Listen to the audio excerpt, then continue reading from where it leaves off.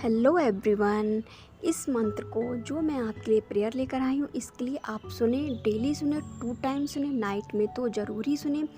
And आपको इसको सुनना है एंड अपनी विश को बोलना है। अपने 3 टाइम्स आप अपनी विश को बोलें एंड उसके बाद आप इस मंत्र को सुनते रहें।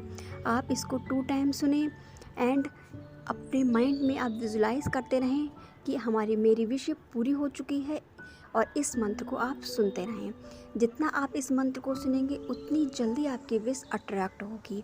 तो आप इस मंत्र को डेली 2 टाइम्स में सुने। 45 डेज़ या 21 डेज़ का चैलेंज लें एंड उसको पूरा करें। इसके बाद आप जितना आपका, अगर आप आगे भी सुनना चाहते हैं तो आगे भी सुन सकते हैं, क्योंकि ये मंत्र बहुत ही पावरफुल है। इस मंत्र से हमारी विश बहुत जल्द अट्रैक्ट होती है एंड बहुत जल्द कोई विश हो, बड़ी से बड़ी हमारी विश पूरी होती है। तो आप इसको डेली 2 टाइम सुने। Thank you, thank you, thank you universe. I am so happy and grateful. Om क्लीम कृष्णाय नमः। ओम क्लीम कृष्णाय नमः। ओम क्लीम कृष्णाय नमः।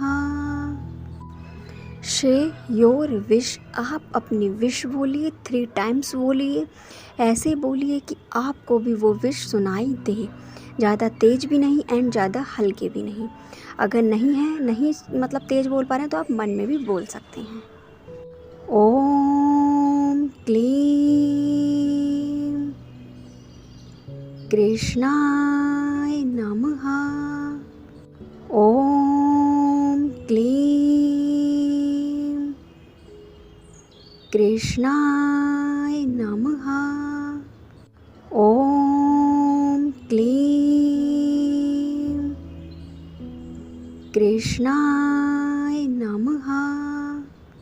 ओम क्लीम कृष्णाय नमः। ओम क्लीम कृष्णाय नमः। ओम क्लीम कृष्णाय नमः। ओम क्लीम कृष्णाय नमः। ओम क्लीम कृष्णाय नमः।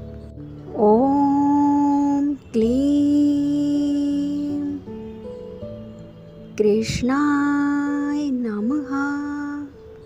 ओम क्लीम कृष्णाय नमः।